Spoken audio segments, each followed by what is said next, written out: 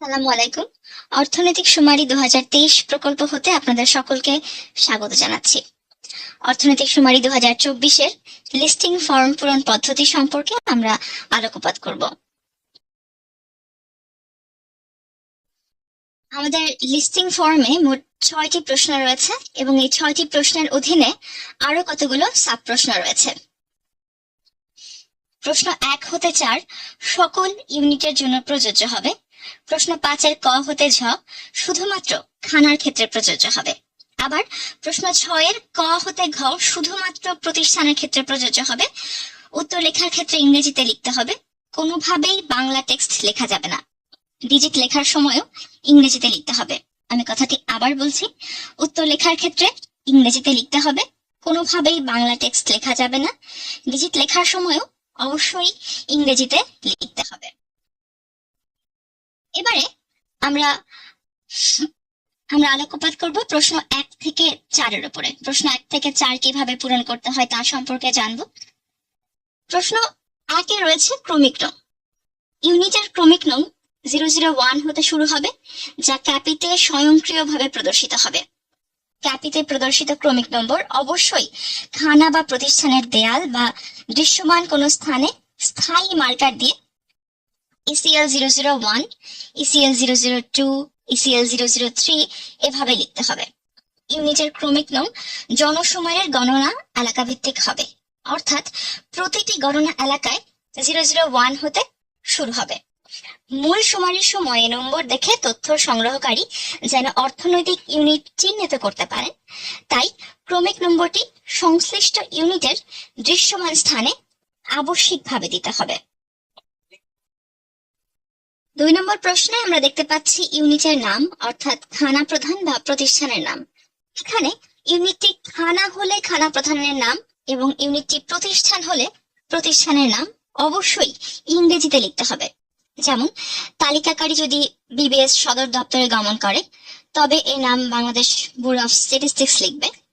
যদি কোনো খানা প্রধানের নাম সাইফুল ইসলাম হয়, তবে সাইফুল ইসলাম লিখবে। যদি কোনো ইউনিটের নাম বা নামের কোনো সাইনবোর্ড না থাকে, তবে উক্ত প্রতিষ্ঠানের মালিক বা পরিচালকের নাম লিখতে হবে।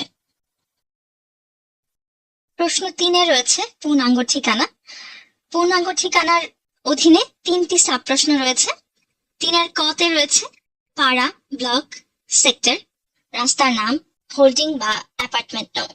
এক্ষেত্রে পূর্ণাঙ্গ ঠিকানা লেখার ক্ষেত্রে শহরাঞ্চলে ব্লক বা সেক্টরের নাম ও রাস্তার নাম, হোল্ডিং, অ্যাপার্টমেন্ট নম্বর লিখতে হবে যদি থাকে, এবং গ্রামাঞ্চলে পাড়ার নাম ও হোল্ডিং নম্বর যদি থাকে লিখতে হবে। এক্ষেত্রে খেয়াল রাখতে হবে প্রতিটি বিষয়ই ইংরেজিতে লিখতে হবে। ইউনিটটি কোনো বাড়িতে হলে যদি বাড়ির নাম থাকে তবে তা ইংরেজিতে লিখতে হবে। যেমন সৈয়দ বাড়ির ক্ষেত্রে লিখতে হবে সৈয়দ বাড়ি, ইংরেজিতে SAYED স্পেস BARI। আবার ইউনিটটি যদি কোনো মার্কেট বা বাজারে অবস্থিত হয়, তবে মার্কেট বা বাজারের নাম লিখতে হবে। যেমন নতুন বাজার হলে NOTUN স্পেস BAZAR, বা চৌধুরী মার্কেট হলে ইংরেজিতে লিখতে হবে চৌধুরী মার্কেট, অর্থাৎ CHOWDHURY স্পেস MARKET ইত্যাদি। এবং রোড নং বা নামের ক্ষেত্রে ইউনিটটি যে রোডে অবস্থিত সে রোড বা রাস্তার যদি কোনো নম্বর থাকে তা লিখব, অথবা যদি নাম থাকে তবে তা লিখতে হবে। যেমন রোড নাম্বার 1 অথবা কাজী নজরুল ইসলাম অ্যাভিনিউ হলে KAZI space NAZRUL space ISLAM space AVENUE এভাবে ইংরেজিতে লিখতে হবে। রোড নম্বর বা নাম না থাকলে স্থায়ীভাবে রাস্তাটি যে নামে পরিচিত তা নিশ্চিত হয়ে অবশ্যই ইংরেজিতে লিখতে হবে। এরপর হোল্ডিং নং-এর ক্ষেত্রে ইউনিটের হোল্ডিং বা বাড়ি নম্বর থাকলে তা লিখতে হবে। পৌরসভা বা সিটি কর্পোরেশন এলাকার ক্ষেত্রে অবশ্যই হোল্ডিং বা বাড়ি নম্বর লিখতে হবে। প্রশ্ন 3-এর খ অংশে মোবাইল নম্বর লিখতে হবে। এখানে আবশ্যিকভাবে মোবাইল নম্বরটি ইংরেজি ডিজিটে লিখতে হবে। যদি কোনো ইউনিটের মোবাইল নম্বর না থাকে, তবে ইউনিটের বা ইউনিট প্রধানের আশেপাশের কারো মোবাইল নম্বর লিখতে হবে। যেন প্রয়োজনে তাকে খুঁজে পাওয়া যায়। প্রশ্ন 3-এর গ অংশে রয়েছে ইমেইল ঠিকানা। ইউনিটে যোগাযোগের জন্য খানার ক্ষেত্রে কোনো সদস্য কিংবা প্রতিষ্ঠানের ক্ষেত্রে প্রতিষ্ঠানের নিজস্ব বা দায়িত্বশীল ব্যক্তির ইমেইল আইডি সঠিকভাবে লিখতে হবে, যেমন abcd.25@gmail.com ইত্যাদি। প্রশ্ন 4-এ আমরা ইউনিটের ধরন সম্পর্কে আলোকপাত করব। এখানে ইউনিটটি প্রতিষ্ঠান নাকি সাধারণ খানা নাকি অন্যান্য খানা তা জেনে সঠিক কোড নির্বাচন করতে হবে। এক্ষেত্রে প্রতিষ্ঠান হলে 1, সাধারণ খানা হলে 2 এবং অন্যান্য খানা হলে 3 নির্বাচন করতে হবে। চতুর্থ অধ্যায়ে খানা এবং প্রতিষ্ঠানের সংজ্ঞা দেওয়া আছে। প্রশিক্ষণের সময় পুনরায় তা দেখে নিতে হবে। বিশেষভাবে উল্লেখ্য যে সাধারণ খানা ও অন্যান্য খানা হলে প্রশ্ন 5 পূরণ হবে, কিন্তু প্রশ্ন 6 পূরণ হবে না। আবার প্রতিষ্ঠানের ক্ষেত্রে প্রশ্ন 5 পূরণ হবে না, কিন্তু প্রশ্ন 6 পূরণ হবে। এ পর্যায়ে প্রশ্ন 5, যেটি খানার জন্য প্রযোজ্য, সেটি নিয়ে আমরা আলোচনা করব। প্রশ্ন 5-এর ক হতে ঝ শুধুমাত্র খানার ক্ষেত্রে প্রযোজ্য হবে। 5-এর কতে যে প্রশ্নটি থাকবে সেখানে খানাটি কৃষি খানা কিনা তা নিশ্চিত করা হবে। 5-এর ক, খানাটি কৃষি খানা কি? তালিকাকারী খানা প্রধান বা তথ্য প্রদানকারীর সাথে আলোচনা সাপেক্ষে বুঝে নেবেন এই খানাটি কৃষি খানা কিনা। যদি কৃষি খানা হয় তবে 1 এবং যদি কৃষি খানা না হয় তবে 2 নির্বাচন করবে। কৃষি খানা হলে কৃষি কাজের ধরন, এক্ষেত্রে একাধিক উত্তর হতে পারে। যদি খানাটি জমি চাষ, বীজ বপন, পানি সেচ, সার দেওয়া, কীটনাশক বা ঔষধ ছিটানো, ফসল কাটা, ফসল বিক্রয়, বিভিন্ন রকম তরিতরকারি ও ফলমূল উৎপাদন কাজে নিয়োজিত থাকে তবে শস্য 1 নির্বাচন করতে হবে। যদি খানাটি মাছ চাষ, মাছ ধরা, মাছ ধরে বিক্রয় করা বা বিক্রয়ের উদ্দেশ্যে প্রক্রিয়াজাত করা যেমন শুটকি তৈরি ইত্যাদি কাজ করে তবে মৎস্য 2 নির্বাচন করতে হবে।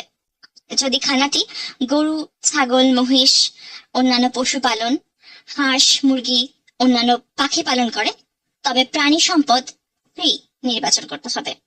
যদি খানাটি আম বাগান, লিচু বাগান, কাঁঠাল বাগান সহ অন্যান্য বর্ষজীবী বাগান এবং বৃহৎ পরিসরে অন্যান্য বনজ বাগান যেমন নারিকেল, সুপারি, রাবার, বাঁশ এবং বিভিন্ন মশলা, ঔষধি, কাঠ উৎপাদন ও অর্থনৈতিক উৎপাদনের উদ্দেশ্যে বনজ চাষাবাদ ইত্যাদি চাষাবাদে নিয়োজিত থাকে তবে বনজ 4 নির্বাচন করতে হবে। কৃষি কাজের ধরন নির্বাচনের ক্ষেত্রে একই খানায় যে কোনো একটি কাজ শস্য বা মৎস্য বা প্রাণী সম্পদ বা বনজ থাকতে পারে, অথবা একই খানায় একাধিক কাজও থাকতে পারে, তাই এক্ষেত্রে একাধিক উত্তর হতে পারে। এবারে প্রশ্ন 5-এর গ তে যদি দেখি সেখানে খানায় কৃষি বহির্ভূত কোনো অর্থনৈতিক কর্মকাণ্ড আছে কিনা সে সম্পর্কে আলোকপাত করা হয়েছে। খানায় কৃষি বহির্ভূত অন্য কোনো অর্থনৈতিক কর্মকাণ্ড আছে কিনা তা জেনে তালিকাকারী প্রযোজ্য কোড নির্বাচন করবেন। খানায় যদি কোনো অর্থনৈতিক কর্মকাণ্ড থাকে তবে হ্যাঁ 1 এবং না থাকলে না 2 নির্বাচন করতে হবে। যদি উত্তরটি হ্যাঁ 1 হয় তাহলে পরবর্তী প্রশ্ন 5-এর ঘতে যেতে হবে, কিন্তু যদি উত্তরটি না 2 হয় তাহলে এই ইউনিটের তথ্য সংগ্রহ শেষ করে পরবর্তী ইউনিটে চলে যেতে হবে। চতুর্থ অধ্যায়ে অর্থনৈতিক কর্মকাণ্ড সম্বলিত খানার সংজ্ঞা ও উদাহরণ দেওয়া আছে। প্রশিক্ষণের সময় পুনরায় তা দেখে নিতে হবে। প্রশ্ন 5-এর ঘতে কৃষি বহির্ভূত অর্থনৈতিক কর্মকাণ্ডটির মালিকানা খানার নিজস্ব কিনা সেই প্রশ্নটি করা হয়েছে। খানার সদস্য বা সদস্যগণ কৃষি বহির্ভূত যে অর্থনৈতিক কর্মকাণ্ডে নিয়োজিত ওই কর্মকাণ্ডের মালিকানা খানার নিজস্ব কিনা তা জেনে এই প্রশ্নের উত্তর নির্বাচন করতে হবে। যদি মালিকানাটি খানার নিজস্ব হয় তাহলে হ্যাঁ 1 এবং যদি মালিকানা খানার নিজস্ব না হয় তাহলে না 2 নির্বাচন করতে হবে। এবারে প্রশ্ন 5-এর উমতে দেখি কৃষি বহির্ভূত অর্থনৈতিক কর্মকাণ্ডটি খানার বাইরে নির্দিষ্ট স্থানে স্থায়ী বা অস্থায়ী কাঠামোয় পরিচালিত হয় কি? খানার সদস্য বা সদস্যগণ কর্তৃক পরিচালিত কৃষি বহির্ভূত অর্থনৈতিক কর্মকাণ্ডটি খানার বাইরে নির্দিষ্ট স্থানে, যেমন হাটবাজার, growth centre, market, shopping mall প্রভৃতি স্থায়ী বা অস্থায়ী কাঠামোর কোন প্রতিষ্ঠানে, যেমন দোকান, অফিস, কারখানা প্রভৃতি পরিচালিত হয়ে থাকে, তবে উত্তর হ্যাঁ 1 এবং অন্যথায় না 2 নির্বাচন করতে হবে। প্রশ্ন 5-এর চ, কৃষি বহির্ভূত অর্থনৈতিক কর্মকাণ্ডটি খানার বাইরে ভ্রাম্যমাণ কি? খানার সদস্য বা সদস্যগণ কর্তৃক পরিচালিত অর্থনৈতিক কর্মকাণ্ডটি খানার বাইরে ভ্রাম্যমাণ বা ভাসমান, যেমন হকার বা ফেরিওয়ালা, নিজের রিক্সা, ভ্যান, অটোরিক্সা, ঠেলাগাড়ি বা মোটর বাইকে মানুষ বা মালামাল পরিবহন, ভ্রাম্যমাণ সবজি বিক্রি, হেঁটে হেঁটে জুতা পালিশের কাজ করা, ভ্যানের ওপর সবজি বিক্রি করা, ফুটপাতে ভাসমান পান, চুন, সুপারি, জর্দা, বিড়ি, সিগারেট ইত্যাদি বিক্রি করা, রাস্তায় ঘুরে ঘুরে বাদাম বিক্রি করা, ছোলা বুট বিক্রি করা ইত্যাদি কার্যক্রমের ক্ষেত্রে তা উত্তরদাতার নিকট হতে ভালো মতো জেনে উত্তর নির্বাচন করতে হবে। যদি অর্থনৈতিক কর্মকাণ্ডটি খানার বাইরে ভ্রাম্যমাণ হয় তাহলে হ্যাঁ 1, এবং যদি অর্থনৈতিক কর্মকাণ্ডটি খানার বাইরে ভ্রাম্যমাণ না হয় তাহলে না 2 নির্বাচন করতে হবে। প্রশ্ন 5-এর 6-এ কৃষি বহির্ভূত অর্থনৈতিক কর্মকাণ্ডটির ধরন সম্পর্কে বলা হয়েছে। খানার সদস্য বা সদস্যগণ কর্তৃক পরিচালিত কৃষি বহির্ভূত অর্থনৈতিক কর্মকাণ্ডটি যদি শিল্প উৎপাদন সম্পর্কিত কোনো কাজ হয়, যেমন গার্মেন্টসের কাজ, বেকারি কারখানা, নির্মাণ শিল্প, কুটির শিল্প, মৃৎশিল্প, জুতা তৈরি, নির্মাণ কারখানা ইত্যাদি হয়ে থাকে, তাহলে কর্মকাণ্ডটির ধরন শিল্প অর্থাৎ উত্তর 1, এবং অর্থনৈতিক কর্মকাণ্ডটি যদি কোনো প্রতিষ্ঠান, যেমন সরকারি বেসরকারি অফিস, হোটেল, রেস্টুরেন্ট, হাসপাতাল, সেলুন, মুদি দোকান ইত্যাদি হয়ে থাকে এবং সেটি স্থানে সেবা সম্পর্কিত কার্যক্রম পরিচালিত হয়, তাহলে কর্মকাণ্ডটির ধরন সেবা অর্থাৎ উত্তর 2 নির্বাচন করতে হবে। 5-এর জ-তে অর্থনৈতিক কর্মকাণ্ডটি কি অনলাইন বা ইন্টারনেট ভিত্তিক প্রশ্নটি নিয়ে বলা হয়েছে। খানায় পরিচালিত কৃষি বহির্ভূত অর্থনৈতিক কর্মকাণ্ডটি যদি অনলাইন বা ইন্টারনেট ব্যবহার করে সম্পাদন করা হয় তবে উত্তর 1, এবং যদি অনলাইন বা ইন্টারনেট ব্যবহার করে সম্পাদন করা না হয় তবে উত্তর 2 নির্বাচন করতে হবে। 5-এর ঝ-এ অর্থনৈতিক কর্মকাণ্ডে নিয়োজিত মোট জনবল সম্পর্কে বলা হয়েছে। খানা ভিত্তিক অর্থনৈতিক কর্মকাণ্ডে নিয়োজিত মোট জনবলের সংখ্যা উত্তরদাতার নিকট হতে জেনে লিখতে হবে। কর্মরত জনবল স্থায়ী বা অস্থায়ী হতে পারে।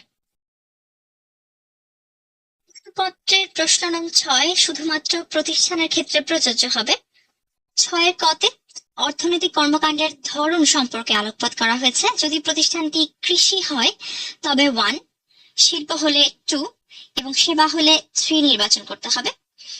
যে সকল কৃষি কর্মকাণ্ড বাণিজ্যিক উদ্দেশ্যে খানার বাইরে পৃথক প্রতিষ্ঠান, ফার্ম বা খামার ভিত্তিক পরিচালিত হয় তা কৃষি খামার হিসেবে বিবেচিত হবে। এসব কর্মকাণ্ড বাণিজ্যিক উদ্দেশ্যে পরিচালিত হবে এবং তা খানার বাইরে অবস্থিত ও এর হিসাব নিকাশ প্রতিষ্ঠানের ন্যায় আলাদাভাবে পরিচালিত হবে। অর্থনৈতিক শুমারির লিস্টিং কার্যক্রমে কৃষি খামারকে প্রতিষ্ঠান বা স্টাবলিশমেন্ট হিসেবে তালিকাভুক্ত করতে হবে। সাধারণত এই ধরনের কৃষি খামারের নিজস্ব অফিস বা প্রতিষ্ঠান এবং পৃথক হিসাব থাকে।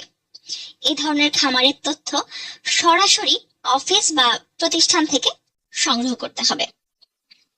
শিল্প প্রতিষ্ঠান বলতে প্রতিষ্ঠানটি কোন ধরনের উৎপাদন কাজে জড়িত হলে তা বোঝাবে, যেমন গার্মেন্টস, বেকারি কারখানা, নির্মাণ শিল্প ইত্যাদি বোঝাবে। এবং সেবা বলতে প্রতিষ্ঠানটি সরকারি বা বেসরকারি অফিস, হোটেল, রেস্টুরেন্ট, হাসপাতাল, সেলুন, মুদি দোকান ইত্যাদি বোঝাবে। প্রশ্ন 6 শুধুমাত্র প্রতিষ্ঠানের ক্ষেত্রে প্রযোজ্য হবে। 6-এর ক-তে রয়েছে অর্থনৈতিক কর্মকাণ্ডের ধরন। যদি প্রতিষ্ঠানটি কৃষি হয় তবে 1, শিল্প হলে 2 এবং সেবা হলে 3 নির্বাচন করতে হবে। যে সকল কৃষি কর্মকাণ্ড বাণিজ্যিক উদ্দেশ্যে খানার বাইরে পৃথক প্রতিষ্ঠান, ফার্ম বা খামার ভিত্তিক পরিচালিত হয় তা কৃষি খামার হিসেবে বিবেচিত হবে। এসব কর্মকাণ্ড বাণিজ্যিক উদ্দেশ্যে পরিচালিত হবে এবং তা খানার বাহিরে অবস্থিত ও এর হিসাব নিকাশ প্রতিষ্ঠানের ন্যায় আলাদাভাবে পরিচালিত হবে। অর্থনৈতিক শুমারির লিস্টিং কার্যক্রমে কৃষি খামারকে প্রতিষ্ঠান বা স্ট্যাবলিশমেন্ট হিসেবে তালিকাভুক্ত করতে হবে। সাধারণত এ ধরনের কৃষি খামারের নিজস্ব অফিস, প্রতিষ্ঠান এবং পৃথক হিসাব থাকে। এ ধরনের খামারের তথ্য সরাসরি অফিস বা প্রতিষ্ঠান থেকে সংগ্রহ করতে হবে। শিল্প প্রতিষ্ঠান বলতে প্রতিষ্ঠানটি কোনো ধরনের উৎপাদন কাজে নিয়োজিত হলে তা বোঝাবে, যেমন গার্মেন্টস, বেকারি কারখানা, নির্মাণ শিল্প ইত্যাদি বোঝাবে। সেবা বলতে প্রতিষ্ঠানটি সরকারি বা বেসরকারি অফিস, হোটেল, রেস্টুরেন্ট, হাসপাতাল, সেলুন, মুদি দোকান ইত্যাদি বোঝাবে। 6 খতে রয়েছে প্রতিষ্ঠানের অবকাঠামোগত প্রকার।